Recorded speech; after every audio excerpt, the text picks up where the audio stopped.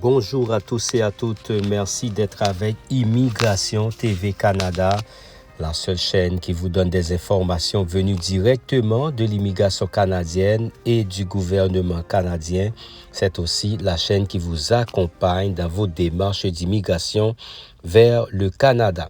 Voici une province qui s'ouvre les portes pour recevoir de nouveaux immigrants pour le compte de l'année 2025. C'est vrai, nous avons beaucoup entendu au cours de la fin de 2024 que le Canada est fermé et qu'on ne veut plus accepter d'immigrants.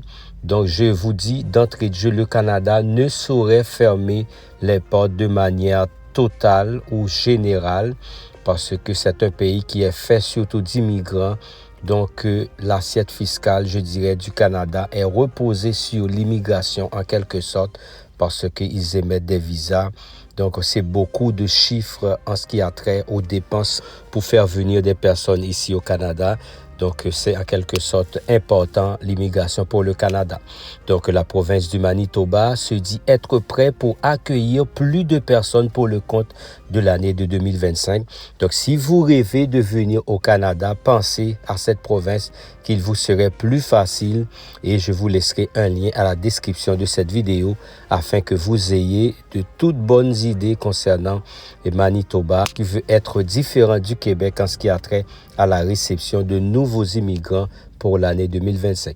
Je vous invite à regarder ce reportage et à noter les informations et n'oubliez pas de partager cette vidéo avec tous vos contacts. Laissez vos likes et commentaires si vous avez des questions. N'hésitez pas à nous poser et nous serons heureux de vous apporter des réponses et surtout des réponses importantes pour votre procédure d'immigration. Accueillir de nouveaux immigrants est devenu un défi pour le Canada ces dernières années. Ottawa voudrait réduire le nombre d'arrivants, mais le Manitoba demande à Ottawa pour 2025 d'en accueillir près du double des 6 325 candidats que la province a reçus en 2022.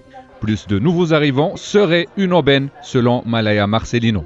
I told my staff that I'm the happiest minister in all of Canada. This is an all-time record for Manitoba. So we're just so pleased about this. Le fédéral est confronté à plusieurs défis, notamment le logement. S'il est vrai que la hausse de la population est une pression, le lien direct entre immigration et crise du logement est trop court.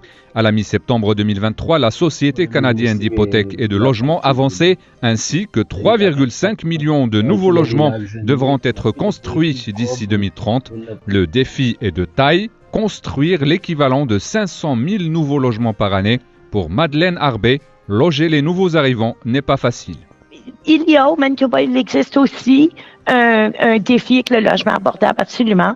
L'AMBM, qui est l'Association des municipalités bilingues, s'est mobilisée avec le CDM, effectivement, et on a travaillé avec les municipalités pour identifier, d'ailleurs on fait ça chaque année, pour identifier leurs priorités et à quel niveau ils sont prêts pour participer dans les programmes. Les immigrants qui arrivent au Manitoba sont parfois dirigés vers les municipalités rurales. Le maire de Taché accueille l'annonce de la province avec enthousiasme. Cependant, il souligne que la vie dans sa municipalité est coûteuse. La chose que je trouve qui les attire le plus, c'est la qualité de vie. La plupart des immigrants viennent, ils sont bien au courant que c'est un style de vie très dispendieux dans la municipalité de Taché. Dispendieux au niveau du logement et du coût de la vie. Malaya Marcelino espère qu'Ottawa prendra une décision sur les cibles provinciales de 2025 d'ici la fin du mois de février.